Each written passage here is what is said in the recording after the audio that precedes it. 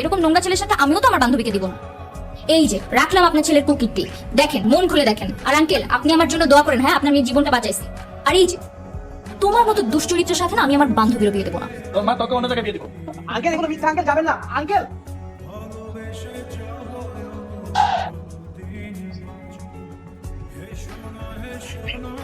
ছি ছি ছি ছি ছি ছি। আমার ছেলে হয়ে তুই বিদেশ থেকে আসলে এসব করার জন্য?